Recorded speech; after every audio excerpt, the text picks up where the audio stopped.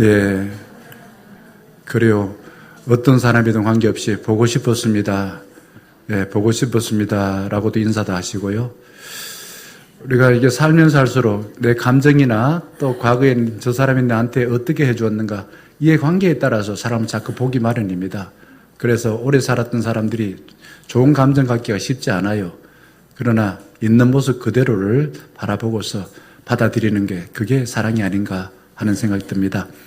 오늘 주신 말씀 어떠세요? 설교를 가끔 들어보셨죠?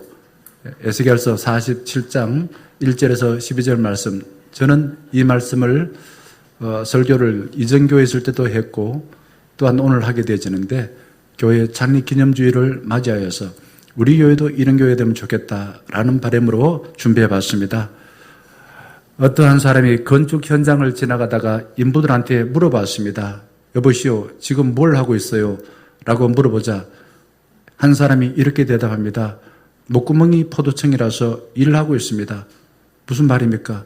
본능에 따라서 안 죽고 살기 위해서 일한다 라고 말했습니다. 또 옆에 있는 사람 물어봤습니다. 그 사람은 우리 가족 먹여 살리려고 일합니다 라고 말하였습니다. 가족 책임지는 건 나쁘지 않지만 그 정도의 마음을 가지고 일한다 라고 말했습니다. 다른 한 사람, 세 번째 사람은 이렇게 말합니다. 내가 이 건물을 짓고 난 뒤에 주일마다 사람들이 교회 와서 예배드릴 그 광경을 미리 생각하면서 내가 건축하고 있습니다 라고 말한 겁니다. 무슨 말인 것입니까?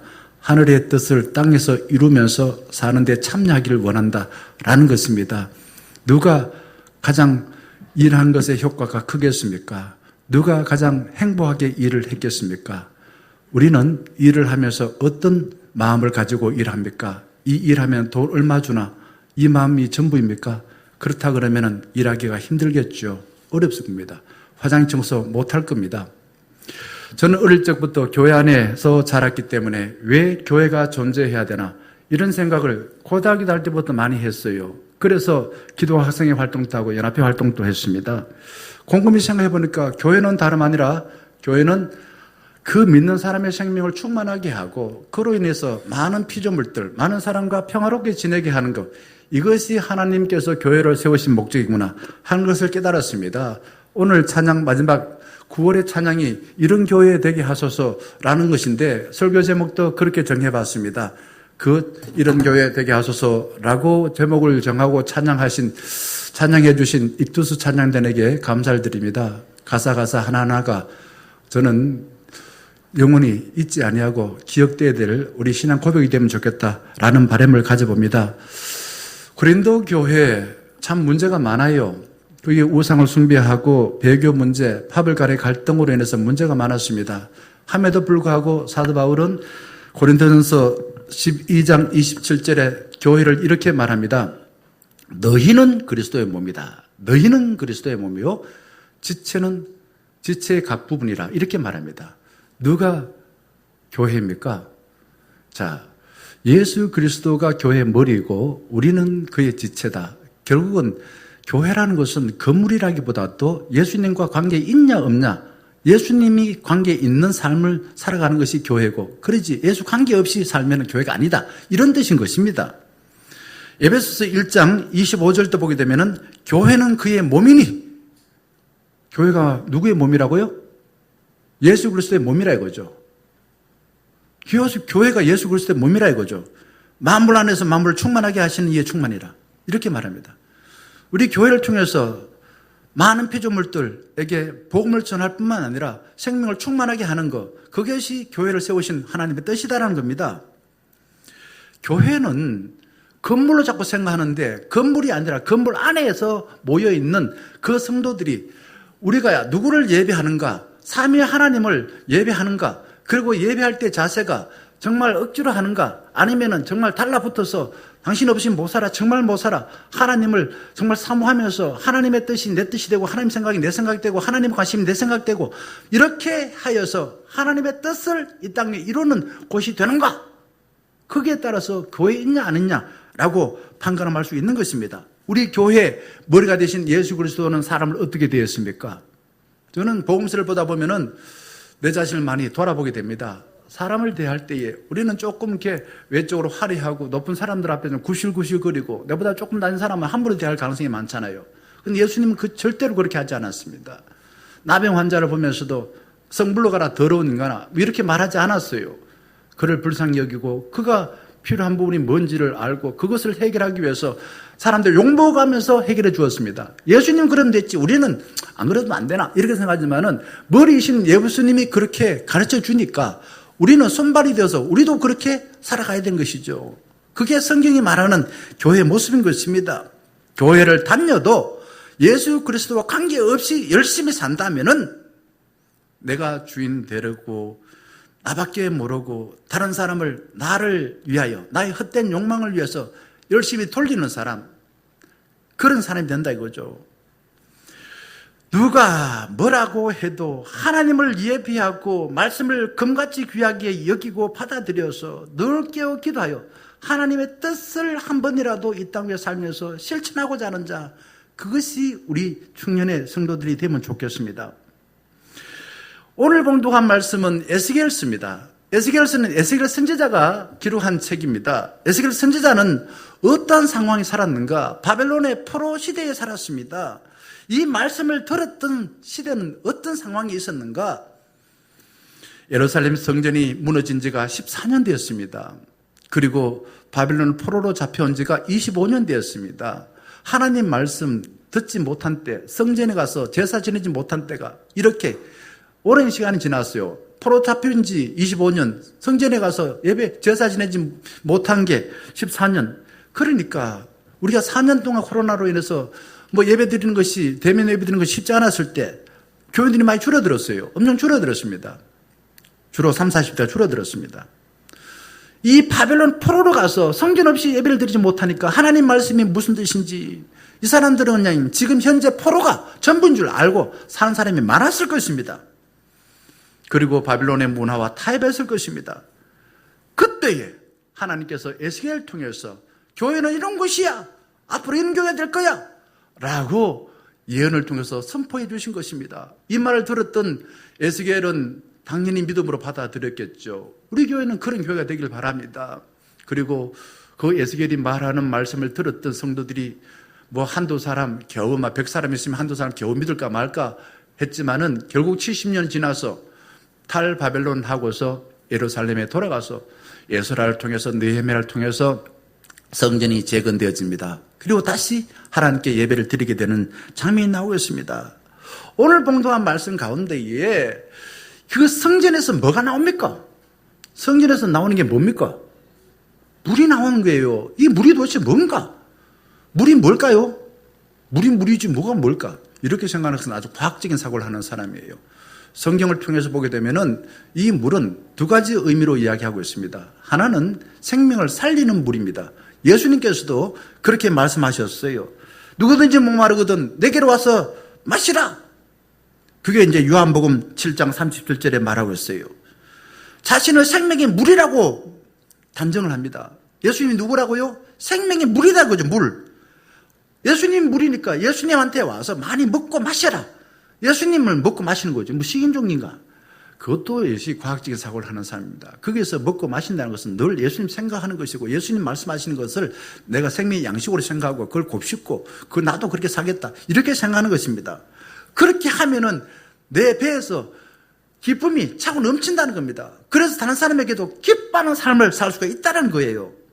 또 반대로 이 물은 바다를 이야기할 때는 죽음을 상징합니다. 바다는 죽음이에요.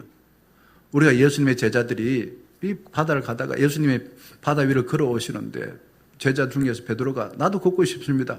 그러다가 그 파도가 치고 바다를 보다가 물이 붕 빠지지 않았습니까? 그 성경 전체에 보게 되면은 바다는 주로 죽음을 상징하는 부분이 많습니다. 홍해도 그렇지요. 근데 오늘 봉독한 말씀에 보게 되면은 성전에서 나온 물은요, 바벨론의 포로로 잡혀와서 바벨론화된 그 삶을 문지방에서 나오는 물을 통해서 어떻게 하라고 할까요? 깨끗이 씻어버리라고요. 세례 받듯이. 너 더러운 몸, 하나님과 관계없이 살았던 바벨론화, 철저하게 바벨론의 제국에 영향받고 그들의 종교와 그들의 문화, 그들의 정치, 그들의 삶에 의해 영향받았던 것을 깨끗이 씻어버리고 이제 주님과 함께 새롭게 출발하자라는 약속인 것입니다. 여러분, 어떤 교회가 좋은 교회일까요? 저는 목회를 하면서 많은 교회를 보기도 하고 듣기도 했습니다.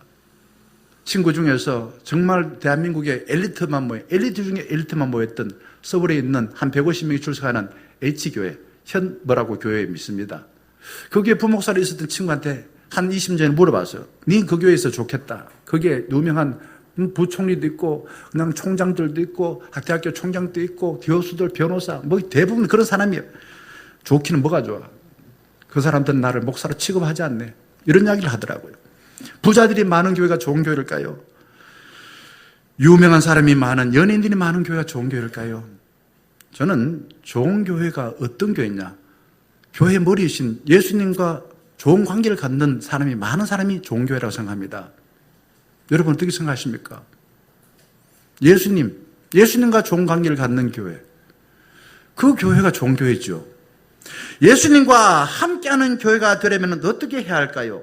오늘 봉독한 말씀 보게 되면 물이 나왔다는 것은 그 물은 성령이 임한다는 겁니다. 성령이 뭘까요? 성령이 임하면 어떻게 될까요? 인간이 갖고 있는 감정이나 본능이나 어떤 경험이 다 사라집니다. 사람을 대하거나 세상을 보거나 나 자신을 볼 때에 자기 경험이나 감정이 아니라 생명의 영이신 하나님의 말씀, 그거에 따라서 나를 보는 거예요.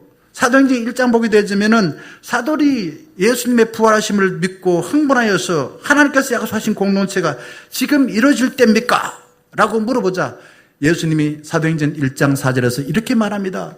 예루살렘을 떠나지 말고 내게서 들은 바 아버지께서 약속하신 것을 기다리라.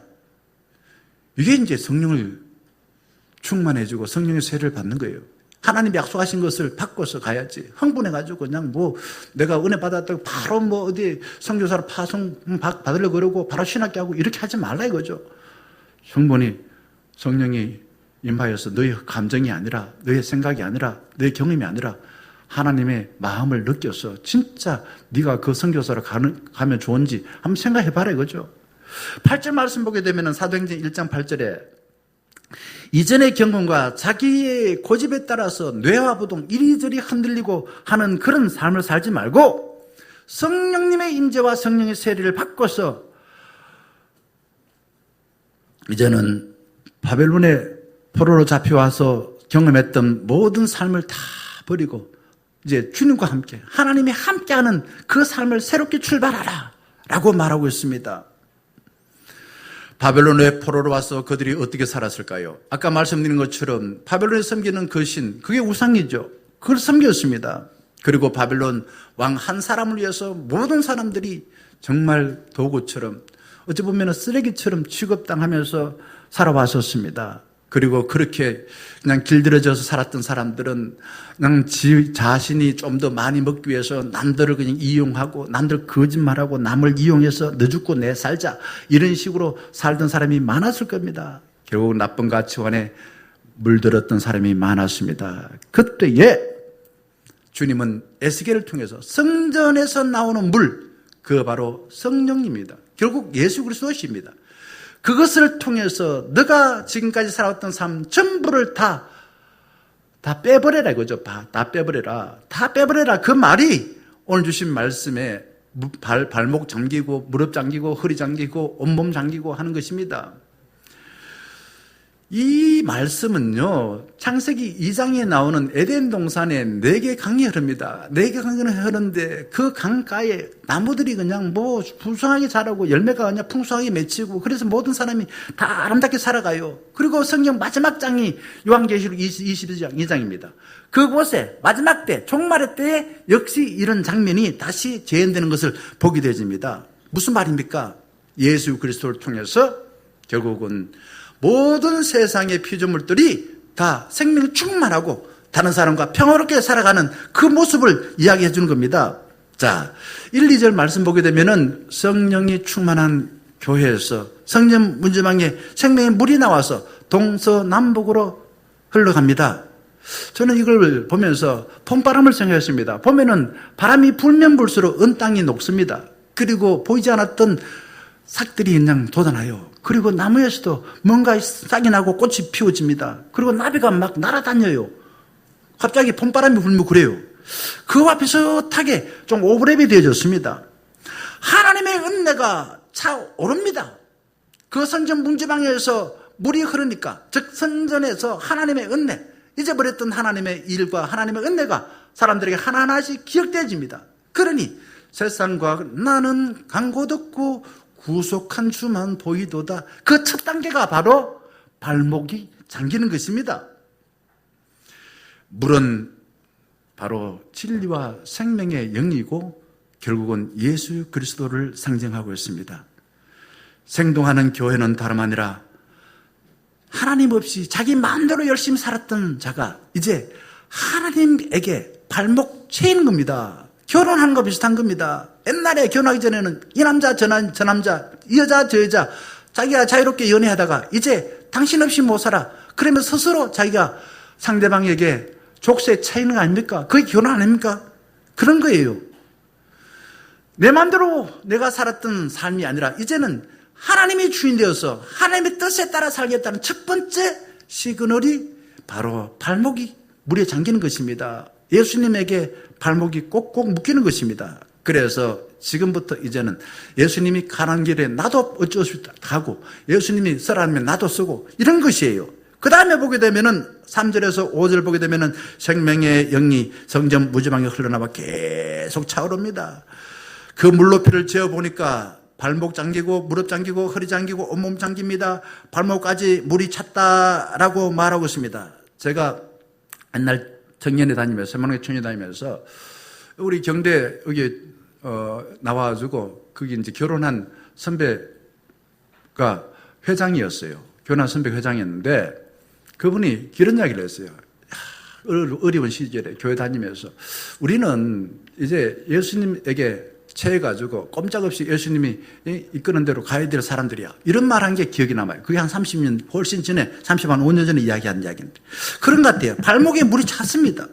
그러니까 이제는 세상에 내 마음대로 살다가 이게 낙이 없구나. 이게 진짜 삶이 아니구나. 그리고는 천부여 의지 없어서 손들고 옵니다 라며 하나님께 돌아서는 것입니다.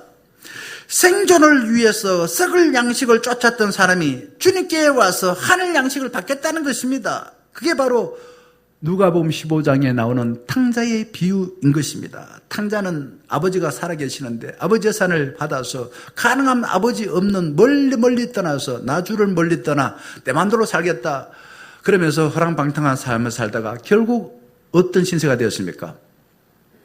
돼지 우리의 열매도 겨우 얻어먹는 신세가 되었습니다.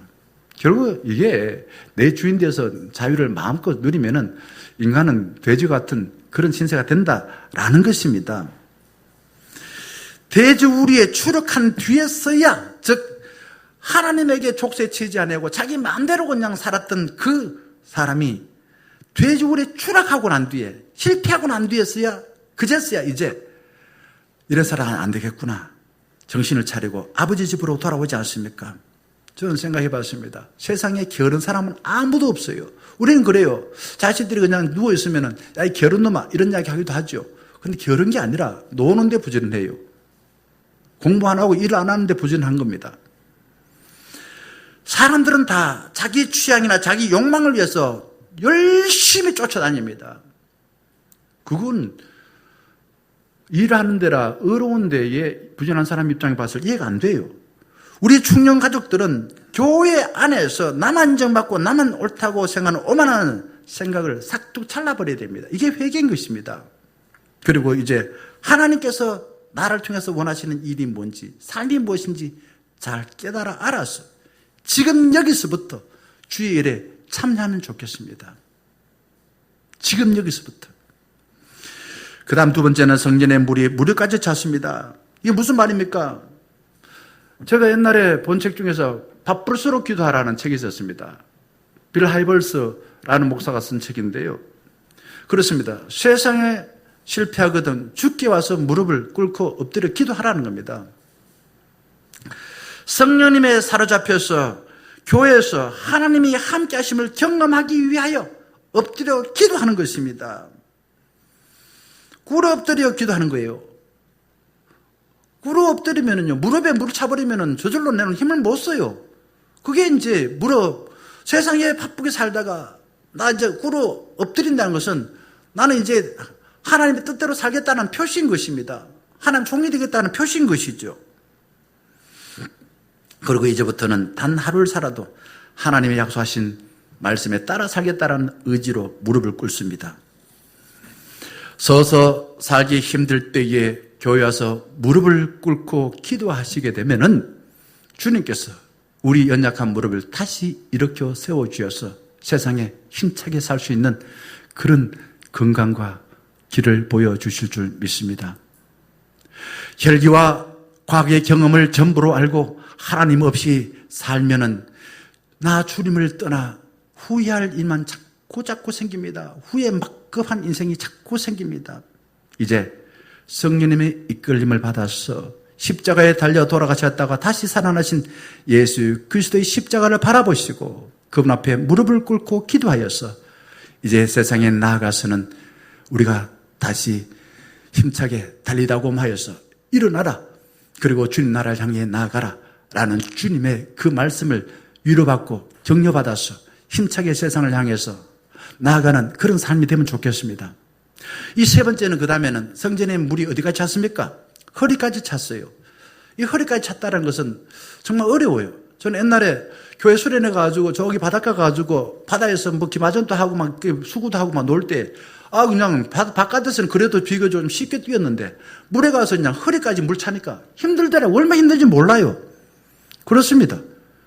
물이 허리까지 찼다는 것은 자유롭지 못하던 겁니다. 내 맘대로 살지 못한다는 겁니다. 성전에서 예배하던 모든 사람들이 욕망에 이끌려서 자기 마음대로 행동하다가 물이 허리까지 차서 꼼짝하지 못하고 주님이 이끄신 대로 주님이 가라면 가고 주님이 서라면 가서겠습니다. 주님과 함께 주님이 하시는 길을 제가 조금 한 반보 정도 뒤에서 열심히 따라가겠습니다. 라는 자세인 것입니다. 사람들은 말합니다. 내 갖고 내 마음대로 하는데 네가 와. 이런 이야기 하는 사람이 있습니다. 그런 사람은 하나님을 믿는 사람이 아니라 자기 생각을 믿고 자기 욕망을 믿는 사람들입니다. 예수님은 이 땅에 섬김을 받으러 온 것이 아니라 섬기러 왔다고 말합니다. 우리는 정말 다 나를 위해서 섬겨주길 바라요. 안 그렇습니까? 좀 사랑하는 것 같고 잘해주지만은 나중에 내가 네 사랑해줬으니까 이제 네 나 사랑해줘. 이런 거 아닙니까? 그런데 예수님은요, 끝까지 우리를 위해서 섬기셨습니다. 내가 너희를 섬긴 것처럼 너희도 섬겨라. 어떻게 섬기셨습니까? 요한복음 13장 보게 되지면은 예수님은 제자들을 위하여서 직접 말입니다. 때밀이처럼 허리에다가 수건을 두르고 대야에 물을 담아서 무릎을 꿇고 예수님이 오히려 제자들을 의자에 앉히고서는 발을 씻겨주었습니다. 그리고는 내가 너희들이 이렇게 사랑하는 것처럼 너희도 다른 사람 사랑하고 섬기라고 말하였습니다. 섬겨라 이거죠. 이 세상을 변화시키고 다른 사람들에게 신뢰받아서 높은 자리에 오르고 싶다면은 섬기는 사람이 되세요. 섬기는 사람이 되면은 그 사람은 리더가 될 수가 있습니다. 왜? 예수님께서 그래 섬기니까 모든 사람이 예수님 앞에 무릎을 꿇고 예수님을 섬기지 않았습니까? 이 시대는요, AI 지식이 다 너무너무 넘쳐요. 그냥 어디에다가 물어보면 다 뭐 가르쳐 줘요. 인터넷에 챗 GPT 거기 다 물어보면 금방 가르쳐 줍니다. 어떤 사람이 필요할까요? 하물며 의사들도요, 똑똑한 의사보다도 친절한 의사를 더 좋아한대요. 이 시대에 어떤 사람이 필요할까요? 섬기는 사람이 필요합니다. 똑똑한 사람이 아니라 그죠? 예수님은 하나님이신데 우리를 구원하시려고 자신의 허리를 굽혀서 종으로서 우리를 섬겨주셨습니다. 그러니 우리 머리이신 그분이 그랬는데 우리는 그 지체로서 섬김 받으려 하면 안 되잖아요. 안 그렇습니까? 토끼를 잡으려면 귀를 잡아야 안 됩니다. 뱀을 잡으려 하더라도 머리를 잡아야 됩니다. 사람의 마음을 사로잡으려면 어떻게 해야 되겠습니까? 섬겨야 됩니다. 사랑해야 돼요. 소리치면은 다 싫어합니다. 나는 옳고 네 틀렸다고 그렇게 따지고 비판하고 하면 사람 싫어해요. 안 보려고 그래요. 하나님께 무릎을 꿇혀 예배를 드릴 때에 내가 죽고 내 속에 사시는 예수 그리스도께서 사셨던 그 삶처럼 다른 사람들에게 필요한 것을 위하여서 적극적으로 헌신하고 희생할 수가 있다는 겁니다. 성령님은 중년 가족들의 허리를 휘감아 맡겨진 일을 최선을 다하여 감당하고 사람들의 마음을 사로잡는 권위 있는 삶을 살기를 원하십니다. 그 다음에 성전에서 물이 점점 차올라서 세상에 살았던 흔적이 완전히 사라지게 만들어버렸습니다. 그렇잖아요. 물이 점점 차올라서 머리가 다 안 보이고 말입니다.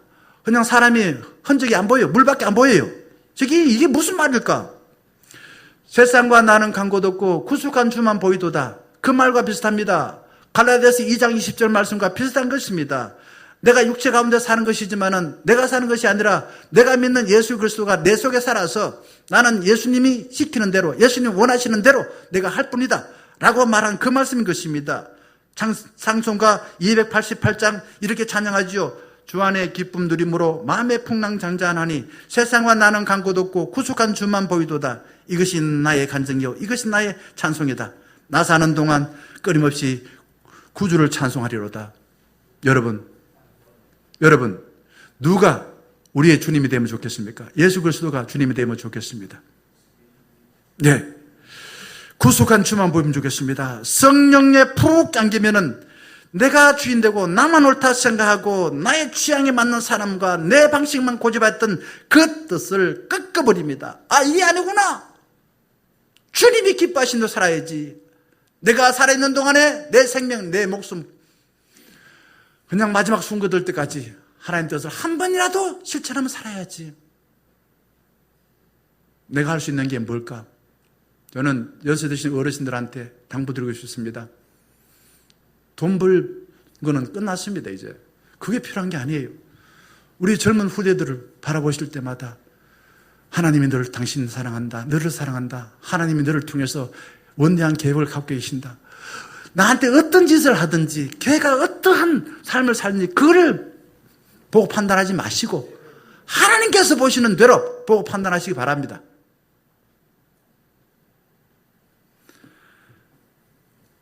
그 다음 보게 되면 여기에 11절 말씀에 짐벌과 갯벌이 소생되지 못하고 솜땅이 될 것이다 라고 말합니다. 성령님을 가로막는 장애물이 생겼다는 거죠. 성령님은 마음을 닫고 있는 사람을 변화시키기 어려워요. 저는 사람들을 사랑하려고 부단히 애써봤습니다. 내가 죽으면 당신 살까? 어떨 때는 괴로워서 그런 생각도 많이 해봤습니다. 그런데 내가 죽어도 네 잘못해서 죽었지. 내가 네하고 무슨 관계했노? 이렇게 생각하지. 그 악한 마음이 변화되지 않는다는 걸 생각을 해봤습니다. 가룟 유다는 예수님이 십자가에 못 박혀 죽으셨으면은 자기가 회개하고 자기가 팔하고 예수님을 팔아는 게서 자기 호주머니에 돈 챙긴 것을 회개했더라면 얼마나 좋았을까요? 가룟 유다는 그걸 못했어요. 여러분, 가룟 유다 같은 마음을 가진 사람 가끔 있어요. 히틀러 그랬어요. 오래 교회 다녔다고 자기 힘과 업적만 자랑하는 무기력한 사람, 무능한 사람의 삶을 이제 죽여버리고 성령에 푹 젖으시기 바랍니다. 김갑덕 조용해. 주님이 배우신 교회를 보고서 다른 사람을 그리스도의 사랑으로 사랑하는 우리 모두가 될 수 있기를 간절히 바라겠습니다. 그 다음에 여기 보게 되면요, 성전에서 나오는 물이 어떻게 됩니까? 교회 안에서만 있는 게 아니에요. 교회 바깥으로 흘러 넘칩니다. 이게 우리가 해야 될 일입니다. 우리를 통해서 다른 사람들을 치유하는 사람이 되라는 겁니다. 예수 그리스도가 살아있다는 것을 보여주라는 그런 메시지인 것입니다. 여기 6절, 7절 말씀 보게 되면 성전에 회복된 환상을 보여준 뒤에 하나님께서 에스겔에게 묻습니다. 인자야, 이것을 보는가? 뭘 봅니까? 뭘 볼까요? 성전에서 나오는 물을 통해서 그 강에, 에스겔이 바라봤던 강은 바벨론 강입니다. 바벨론 강이 예전에는 죽어 있었어요. 죽어 있는데 이제는 살아서 생명이 충만해집니다. 그걸 보게 되어집니다. 나무가 빽빽합니다. 그리고 물고기들이 펄떡펄떡 뜹니다. 숲에는 새들이 합창을 합니다. 돌판엔 짐승들이 평화롭습니다. 하나님은 8절에서 에스겔에게 말합니다. 이 메마른 들판을 지나 아라비아를 지나 사해바다를 흘러가서 소금에 절여서 아무것도 살 수 없던 바다가 어떤 바다가 된다고요? 단문이 나오는 바다. 이게 무슨 말입니까? 짜가지고 소금 덩어리라서 아무런 생명이 살 수 없던 그 사해바다가 이제 하나님의 영이 함께하니 그 바다가 되살아났습니다. 되살아났어요. 갑자기도 하나님이 함께하셔서 그 마음이 좀 되살아나면 좋겠어.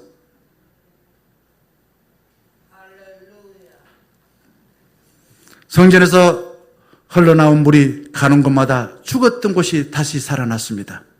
하나님은 죽은 흙으로 사람을 만들어서 생기를 불어넣을 때 그냥 저절로 살아난 게 아닙니다. 하나님의 영이 그 죽어있던 생명체와 함께하니까 살아났습니다. 기적이 일어났습니다. 저는 이걸 보면서 세상이 어떻다 저떻다 떠나가지고 우리는 교회에서 받았던 생명과 진리의 영을 통하여 내가 살아나게 되면은 나를 통해서 다른 사람을 살릴 수 있구나 라는 것을 말씀을 통해 깨닫게 되어집니다. 교회가 살면은 세상이 산다는 거예요. 10절 말씀 보게 되면은 강물이 흘러가는 곳마다 치유와 회복의 부흥이 나타나게 됩니다. 성전에서 나온 물이 흘러가니 죽었던 생명이 다시 살아났습니다. 전쟁터로 피비린내 나던 엥겐티 어부들이 그 잡는 평화로운 강으로 변화되어졌습니다. 그냥 사람이 피가 흘러서 그냥 철철철 피 냄새가 나고 말이야. 붉은 피가 보였던 그 강물이 이제는 물고기가 그냥 정말 평화롭게 거닐고 말입니다. 그리고 나무들이 그냥 푸르고 말입니다. 그리고 그 물에서 노는 사람들이 노래를 부르는 그런 아름다운 장면으로 변화되지 않습니까? 11절 말씀 보게 되면 소성케 된다라는 말이 있는데 이 소성이라는 말이 무슨 말이냐면요. 다시 치유돼서 살아난다는 겁니다. 치유돼서 다시 살아난다. 지난주에 제가 말씀드렸습니다. 라파엘이라는 거. 라파라는 게 뭡니까? 치유라는 겁니다. 치유하는 라파엘, 그러면 치유하는 천사입니다. 라파는 병으로 죽었던 것이 고침받아 회복됐다는 겁니다. 성전에서 나온 물, 성전에 나온 그 성령, 그 예수 그리스도를 통해서 내가 구원받아 내 생명이 회복되어지고 나로 인해서 다른 사람들도 치유되고 회복되었다라는 것입니다. 성전에서 나온 물로 인하여 죽었던 사해바다가 황금 어장으로 회복되어졌습니다.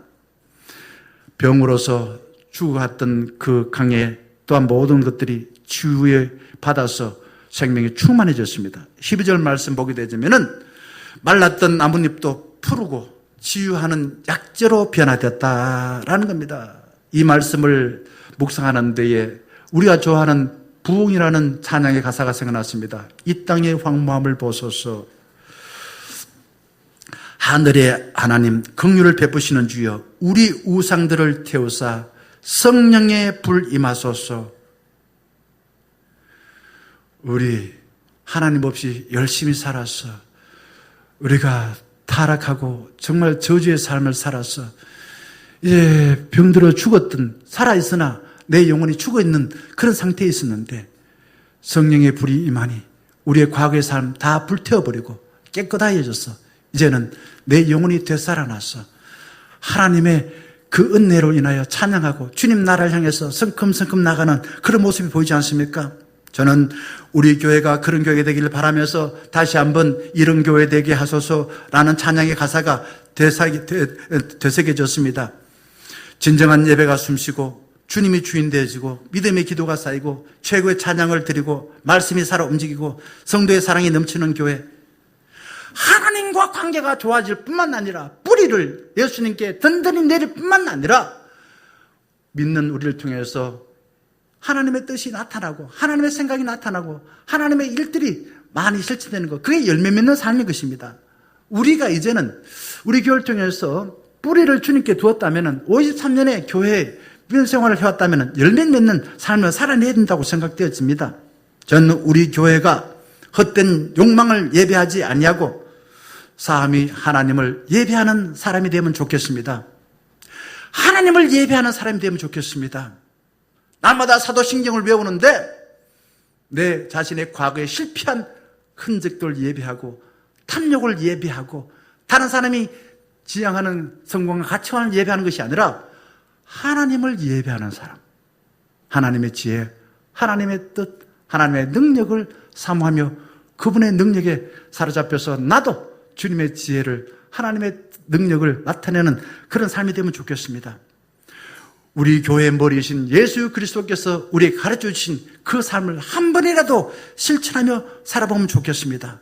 그래서 이제 리모델링 되고 난 뒤에 아까 우리 주장님 기도하신 것처럼 모이는 곳곳에서 말씀을 듣고서 말씀을 통하여 한 번이라도 고백해보는 시간을 가지면 좋겠습니다. 그리고 그 말씀을 기도로서 한번 기도해보면 좋겠습니다. 그리고 만나는 사람들 어디에서 터놓고 말하지 못했던 것 서로 신뢰하고서 서로 허물없이 터놓고 이야기하고 그걸 다른 데 옮기는 것이 아니라 들은 것을 가지고 기도하는 그러한 모임들이 활성화되면 좋겠습니다. 다시 주의 말씀을 삼아는 큐티를 활성화시키려고 생각하고 있습니다. 가능하면 주일 오전 모임도 하면 좋겠고요. 오후에 소그룹 모임을 통해서도 하나님 말씀 한 구절이라도 기억하고서 그것을 평소에 삶 속에서도 한번 기도하고 살아보는 그런 우리 오후에 모임이 되면 좋겠고요. 수요 기도회도 다시 회복되어서 한 절이라도 기억하여서 그 말씀을 우리의 삶을 통해서 실천하기 위해 기도하는 그러한 우리 수요 기도회가 되면 좋겠습니다. 사랑하는 중요가족 여러분, 우리 중년의 모든 가족들이 삼위 하나님을 예배하시고요. 말씀에 순종하여 말씀에 따라 기도하여 성령님이 기뻐하시는 그러한 삶을 살아내기를 간절히 바라겠습니다. 과거에 살아왔던 우리 이전에 실패했고 또한 세상에 욕망에 째려왔던 모든 것들을 다 버리고 깨끗이 회복되어져서 주님이 보여주신 아름답고 평화롭고 사랑스럽고 정의로운 하나님의 나라를 많이 맛보시고 누리고 사시기 바랍니다. 그리고 나로 인해서 다른 사람들 한 사람에게라도 위로하시고 격려하시고 치유하는 삶을 살아내는 우리 모두가 될 수 있기를 예수 그리스도의 이름으로 간절히 축원합니다. 함께 찬양하기 찬송가 미리 찬송가를 182장 1절 부른 뒤에 기도하겠습니다. 이렇게 기도하겠습니다. 하나님을 예배하여서 하나님을 예배하는 자로서 하나님을 예배하여 주의 말씀이 내 마음에 울림이 일어나서 그 말씀을 가지고 기도하여 나도 하나님의 뜻을 한 번에도 실천하는 삶을 살아내게 하여 주시옵소서. 그렇게 한번 기도하겠습니다. 182장 찬양하겠습니다.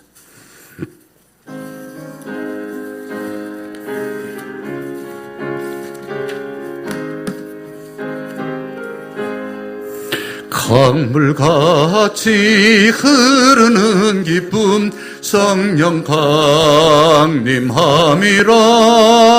정결한 맘 영원하도록 주의 거처 되겠네. 주님 주시는 참된 평화가 내 맘속에 넘치네. 주의 말씀에 거센 풍랑도 잠잠하게 되도다. 기도하겠습니다. 함께 기도하겠습니다. 짧지만은 간절하게 함께 기도하겠습니다. 아버지 하나님, 주님께서 오늘도 저희들을 아버지 하나님이여 교회 창립 기념주일을 맞이하여 귀한 말씀 에스겔서 47장 1절에서 12절 말씀을 듣고 이런 교회 되게 하소 주시옵소서. 아버지 어떤 교회, 아버지 하나님 우리 생명의 근원이시고 우리를 창조하시고 우리를 죄에서 구원하시고 오늘도 우리와 함께 하신 삼위 하나님을 예배하는 예배자로서 아버지 바르게 서게 하여 주시옵소서. 아버지 하나님 내 자신의 헛된 욕망이나 아버지 살아왔던 삶의 흔적들 아버지 하나님의 잘못된 생각 그 나쁜 가치관을 붙들고서 그것을 이루기 위해서 애쓰는 삶이 아니라 아버지 하나님이 우리에게 주시는 말씀을 듣고 그 말씀이 울림 있고 그 말씀에 따라서 한 번이라도 살아보는 그 말씀을 한 번이라도 실천해보는 삶을 살아내는 저희 모두가 되게 하여 주시옵소서. 우리 중년교회가 성령이 충만하여 하나님께서 살려주심으로 생명이 충만하고 부흥하여서 많은 사람들을 살리고 많은 사람을 굳게 하고 죽게 돌아오게 하고 구원하는 교회로 다시 회복시켜 주시옵소서. 우리 중년교회를 통해서 이웃을 대연동을 아버지 하나님 대구 지역을 열방을 향해서 나가서 죽어있는 영혼들을 다시 살리고 그들을 부흥케 하고 죽게 돌아오게 하는 우리 중년교회가 되게 하여 주시옵소서.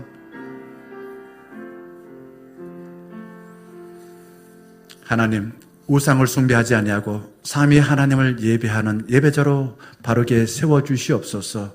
주님의 말씀을 들었사오니 들은 말씀을 통하여 이런 교회, 머리이신 예수 그리스도께서 원하시는 그 삶을 한 번이라도 살아봄으로 인하여 헛되이 낭비하지 아니하고 수고하였지만은 잘못 살았다라고 후회하는 삶이 아니라 아버지는 힘들지만은 하나님의 뜻에 합당하게 잘 살았습니다. 주님 기뻐하여 주시옵소서. 하나님께 영광 돌리고 하나님을 흐뭇해 하시고 많은 이들이 크게 기뻐하시는 그런 사람들로 세움받는 우리 모두가 되게 하여 주시옵소서. 예수 그리스도의 이름으로 간절히 기도드리옵나이다. 아멘. 아까 불렀던 찬송가 182장 3절과 5절 찬양하겠습니다. 3절과 5절.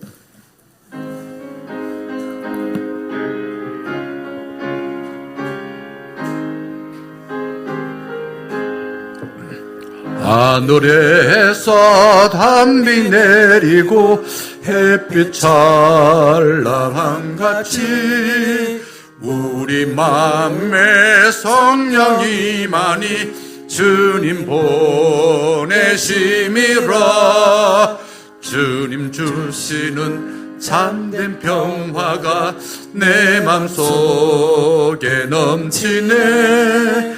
주님 말씀에 거센 풍랑도 잠잠하게 되도다. 놀라우신 주의 은혜로 그의 얼굴 뵙겠네. 평화로운 난식처에서 영원토록 쉬겠네. 주님 주시는 참된 평화가 내 맘속에 넘치네. 주님 말씀에 거센 풍랑도 잠잠하게 되도다. 기도하겠습니다. 살아계셔서 늘 우리의 삶을 살피시고 우리 교회의 역사에 개입하여 주셔서 좋은 일을 만들어 가신 주님께 감사와 찬양을 올려드립니다. 우리 교회의 머리가 되시어 통치하시고 볼잡혀 주시는 주님, 53년 전에 하나님의 뜻과 방법을 사랑하는 믿음의 선배들이 눈물의 기도와 사랑의 수고로 대동산에 청년교회를 세워주신 은혜에 감사드립니다. 비록 이 자리에 그 자리에 함께하지 못한 우리들이지만 하나님의 섭리와 믿음의 선배들의 마음을 기억하고 본받아서 예수 그리스도의 마음을 모두에게 전할 수 있는 우리 청년교회가 되게 하여 주옵소서. 지혜와 능력의 주님, 우리 청년 공동체가 거룩하신 하나님 아버지를 잘 섬겨서 복을 받아 우리 받은 복을 다른 이들에게도 넉넉히 나눌 수 있는 삶이 되게 하여 주옵소서. 선한 목자 되신 주님, 살아있는 동안 주님의 인도를 받은 우리 청년 가족들이 주님의 일을 하는데 부족함이 없도록 육신에 필요한 양식과 마음에 필요한 신과 사랑과 자유와 남을 부유하게 만드는 마음을 허락하여 주시옵소서. 때로는 생각하지 못한 사망의 엄침한 골짜기와 같은 길을 갈 때도 주님의 인도를 받아 안전하게 나아가게 하여 주시옵시고, 때로는 운수와 같은 이들의 비웃음이 있을 때에 또 주님과 함께 동행하여 우리 마음이 조용하고 잠잠하여 실족하지 아니하고 하나님의 약속하신 삶을 끝까지 잘 살아내는 저희 모두가 되게 하여 주시옵소서. 치유의 하나님, 병으로 고생하는 중년 가족들이 있습니다. 다가오셔서 어루만져 주시고 예수 그리스도의 십자가 보혈의 피로서 치유하여 회복하여 주심으로 인하여 이후의 삶을, 하나님의 약속하신 아름다운 삶을 잘 살아서 성령의 아름다운 열매를 풍성하게 맺는 복된 삶으로 인도하여 주시옵소서. 주님께서 맡겨주신 기업에서 충성스럽게 일하여 10의 1조를 바치는 손길을 기억하여 주사 건강한 몸과 즐거운 마음으로 하나님 나라를 향해 확장하는 삶을 살아가는 존귀한 삶이 되게 하여 주시옵소서. 주님의 몸된 교회를 사랑하여